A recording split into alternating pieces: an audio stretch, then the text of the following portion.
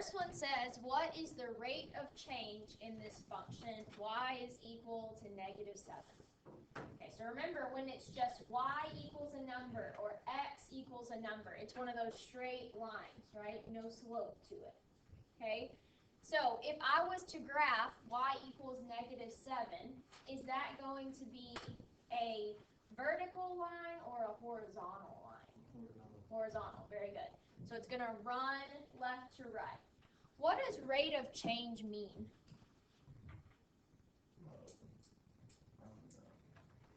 In y equals mx plus b, which letter is the rate of change? The m, right. The m, which is the slope. So this is m, or slope. Okay, like you guys said, this is just a horizontal line when I graph it, right? So remember, slope is rise over run.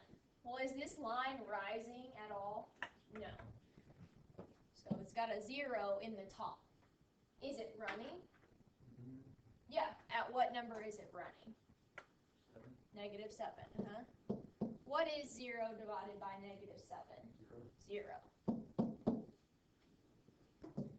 And my vertical line would end up with a 0 at the bottom, which we're not allowed to have, right? So it would be undefined. Okay, number 2 just wants us to solve for m. So what would we do first? Very good. So I'm going to distribute this 4, so I'm going to bring down everything else as it is. All right, so I distribute 4 times m. What's that going to give us? Good. I got plus 4m. And 4 times -1 is going to give us, nice. Okay, now before we start moving stuff from side to side, what should we do now? Right, combine those like terms. So over here, those both have m's in them, so we can just go ahead and put them together, right? So what is 3m plus 4m? Good. So we got 2m plus 1 equals 7m minus 4.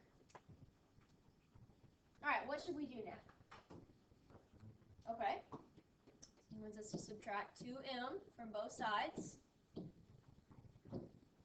Okay, so now all I have left over here is a 1. What is 7m minus 2m? Good. So we have 5m minus 4. All right, now what do you want us to do? Good.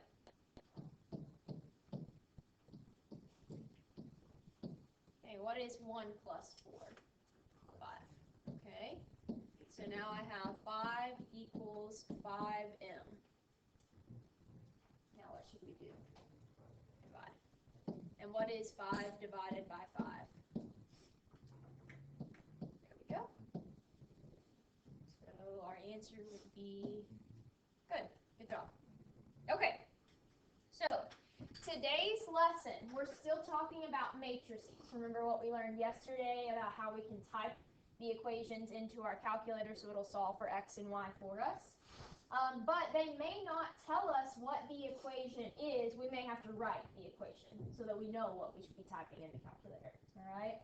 So on these 2 questions, it just says set up a system of equations, but you don't have to solve it. So we're not going to type it in the calculator this time. We're just going to practice setting them up. All right? So it says on example 1 that we have 8 pens and 7 markers that cost $3.37, and we have 5 pens and 11 markers that cost $3.10. Find the cost of each pen and each marker. All right, so the first thing we're going to do is define what our variables are going to be. Okay, so for the first thing they mentioned, the pens. What do you guys want our variable to be? P, okay. All right, so we're going to say that P represents the pens. Okay, what else do they say there's going to be? Markers. Okay, so what variable do you guys want to use for markers? M, okay. So M is representing markers. Okay. So normally we use X and Y, right? So we're going to put the P where we would normally put an X, and the M where we would normally put a Y. And guys, remember yesterday they said we want everything to line up, right? It was X's plus Y's equals some number, right? Okay, so when we write the equation, we need to make sure we mention the pins first, since it's going to be in our X. All right, so that first part of the first sentence, 8 pins and 7 markers cost $3.37. So what do you guys think that equation is going to look like? 8 pins and 7 markers. So 8 pins plus 7 equals 3. Right. So we've got 8 P for 8 pins. Plus 7 M, because there's 7 markers, cost them a total of $3.37. Okay, so we got the first equation, and it is in the order we wanted it, right? X, Y, a number. Okay, for the second equation, let's keep reading. It says we've got 5 pins and 11 markers that cost $3.10. So what do you guys think that equation is going to look like? Yeah.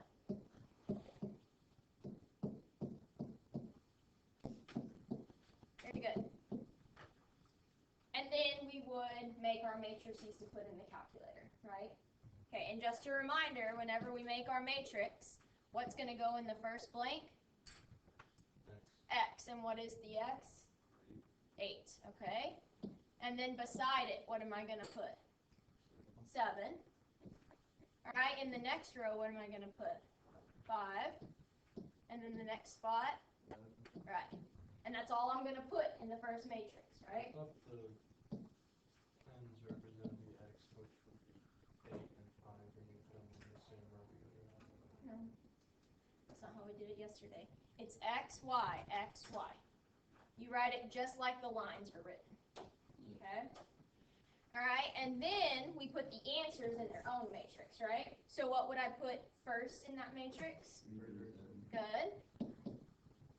And then below it? Good. And we would just type that in our calculator, right?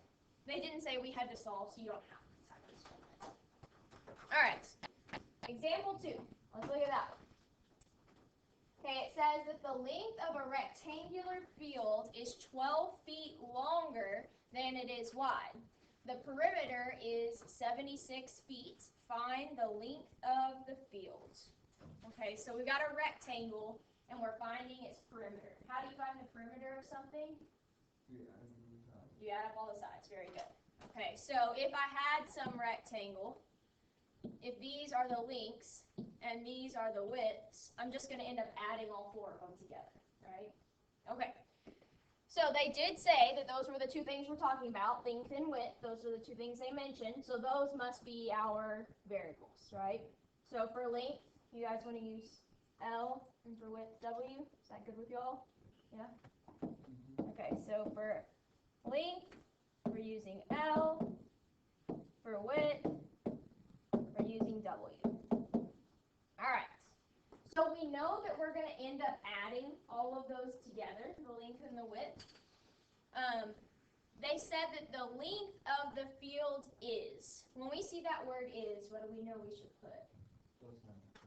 Equals. Okay, so we're saying length equals 12 feet longer than wide. So what does longer mean I should be doing? Adding. Good. So 12 feet longer than wide, which we said we're using W for that, right? Okay, so that means instead of these L's, I can plug in this part right here, right? So in my drawing, instead of calling these L and L, I'm going to put what I now know L to be, right? Which is 12 plus W, 12 plus W, right? All right. So the first equation, we already wrote it right here, right? We already came up with it. We've got length is equal to 12 plus W. Okay. For the second equation, we said we're coming up with the perimeter, and you guys said we do what to come up with the perimeter? Add up all the sides. Very good. Okay, and we said this was really the length, and this was really the length. We just found out what it could be, right? Okay, so like you guys said, we're going to add them all up. So I'll add 2 L's together and 2 W's together, right? So I would have 2 L's plus 2 W's should equal, what did they say? 76. Okay. All right. So if I was going to put this in a matrix, before we can do that, remember we need everything lined up, right? So are my L's above my L's? Yeah. But is the W in the right spot? No, I'd want to move this W to right there, right? So how could I move the W to the other side? Subtract it. Very good. So if I subtracted W, it would become L minus W, right? Equals 12.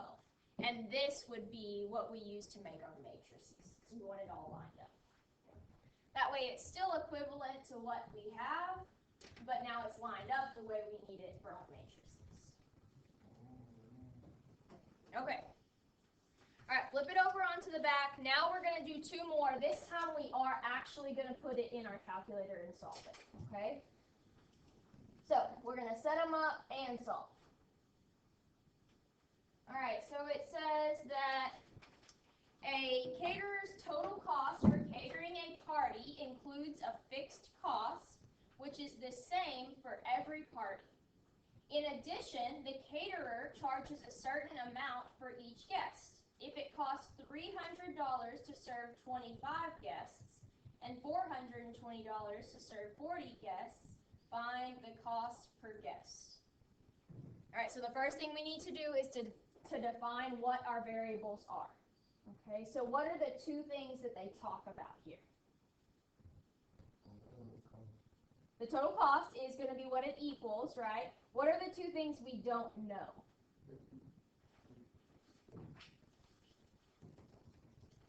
What did they mention in that first part of the first sentence? The caterers includes a what? What does it say? Includes a fixed cost. Do we know what the fixed cost is? Okay, so that's probably one of the things we don't know, right? Okay, so let's use F for fixed cost. So F is going to represent the fixed cost. So a fixed cost is kind of like that charge that you're going to be charged no matter what, right? Just for them to show up, you've got this fixed fee that's not going to change, okay? All right, and then it says in the next sentence, they also charge a certain amount for what?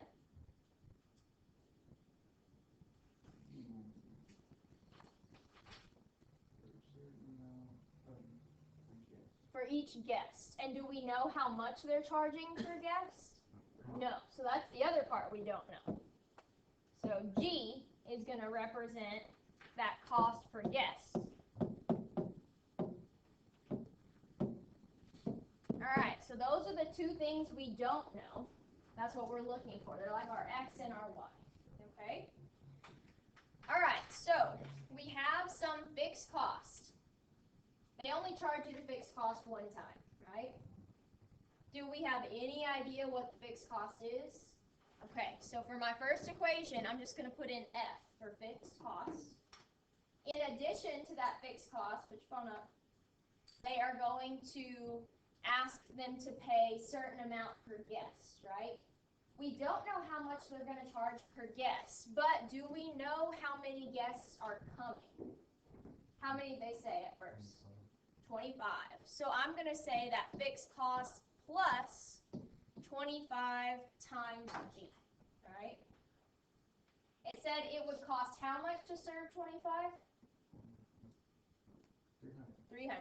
So I set that equal to 300, right? Okay. It says they're going to have another party.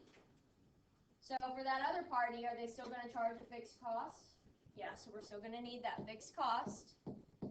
And how many people are coming to this other party? 40. So I'll need 40 G. And it's going to cost him how much? 420. Very good. All right. So now we need to make sure everything is lined up. Are my variables all lined up above each other? Yeah. Okay. So now it's time to make our matrix. So remember, we're going to have one matrix that's going to have 4 blanks, right? With that little inverse. And then our next matrix should have 2 blanks, one above each other, right? Okay. So in the first matrix, what am I going to put in the very first blank? 1. Very good. The secret number in front of that F is 1. So I keep going down that same line. What's next? 25. Very good. And what they say it was equal to? 300. So I put that in the other matrix, right? Okay, in the bottom line, what is my first number? 1. Good. And then what do we have next? 40. Very good. And it was equal to? 40. Nice. Okay. So, in our calculator, we need to go type that in. So remember, you press alpha, the green button here, F3, the third button on that top row. Okay, that first matrix we drew, how many rows and columns did it have? 2 and 2. So I need to make sure the 2 and the 2 are highlighted, and then press OK. And then I'm going to fill in those numbers. Right? We had 1 and 25 in the top row, and 1 and 40 in the bottom row. Then we arrow outside, and what do I need to put outside that first matrix? Right, that little inverse. Good. And then we need another matrix. So alpha, F3 again. How many rows and columns does this next one have? 2 and 1. Right, 2 rows, 1 column.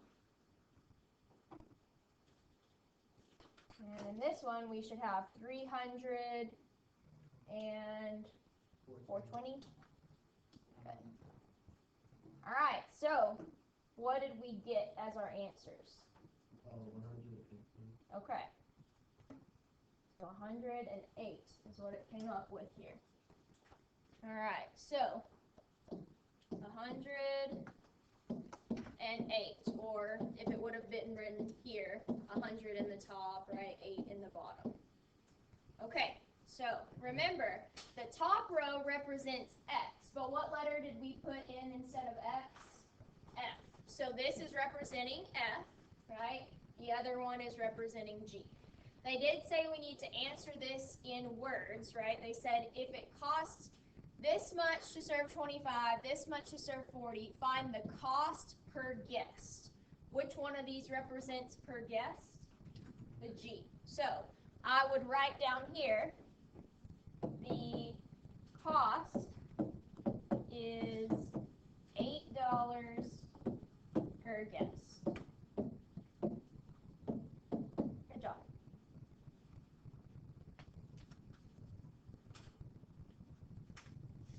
All right, we got one more. Okay, this next one. It says that Jack has $3 in nickels and dimes, and he has twice as many nickels as he does dimes. How many nickels and how many dimes does he have? So what are the two things they're talking about here? Dimes and nickels. So those are going to be our two variables. So let's just use N and D for nickels and dimes. So N represents nickels, while D is going to represent the dimes. Okay. All right, so we're talking about money here, right? It says that he's got some nickels and dimes that total $3. Okay, so I'm going to write an equation saying if I put all my coins together, it gives me $3. So what am I doing with all my coins? Putting them together. Adding them. Very good. So we're going to have some nickels plus some dimes equals that $3. How much is a nickel worth? 5 cents. Good. So I'm going to put 0.05 in for my nickels. You guys said we're adding. Plus, how much is a dime? 2 cents. Good.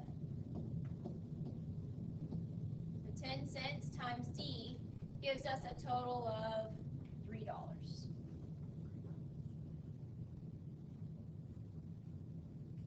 Okay.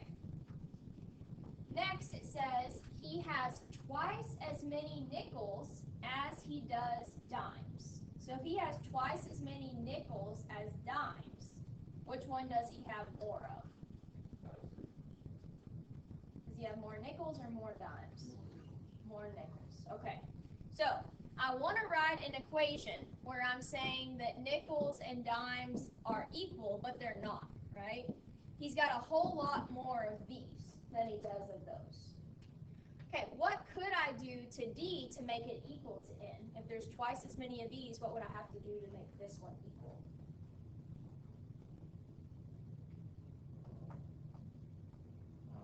So let's say you had 10 nickels, okay, and you got 5 dimes.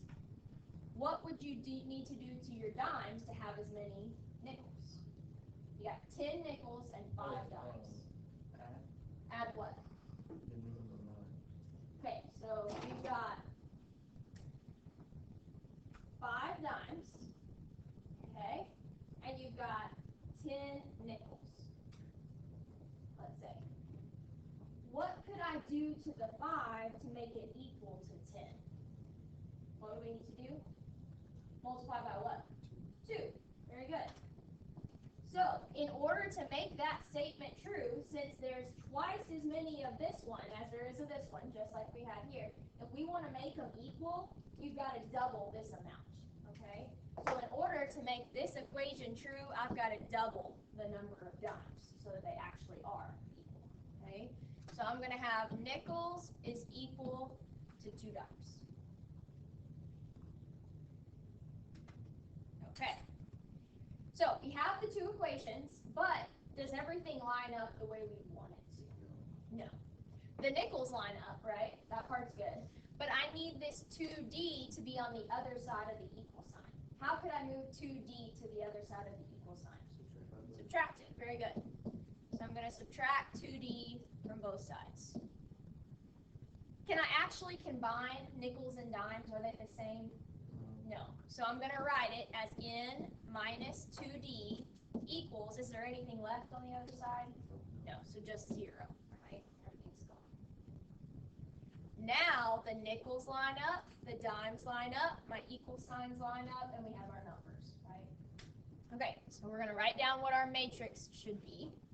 So remember, this one's going to have 4 blanks with the inverse, and then that next one just has 2 blanks. Okay, so we changed this one into this one. So we're going to use this one and this one for our equations.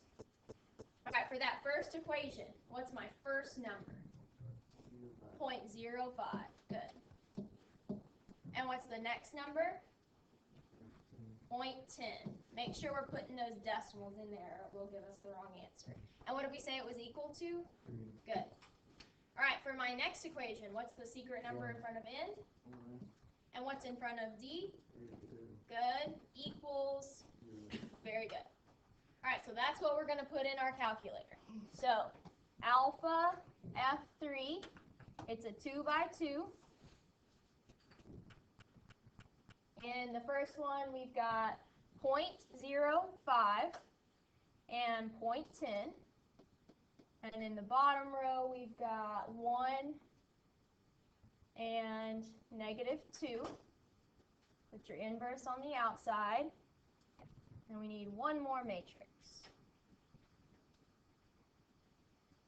And we've got 3 and 0 in that one. Okay, type that in. And what did it tell us? 30 and 15, good. This is equal to 30 and 15, or as a coordinate point, 30, 15, right? Okay, so the 30 is the x. What letter did we put where x normally goes? N. So this must be the nickels, and this must be the dimes. And they said, how many nickels does he have, and how many dimes does he have? Well, how many nickels does he have? 30. So I would say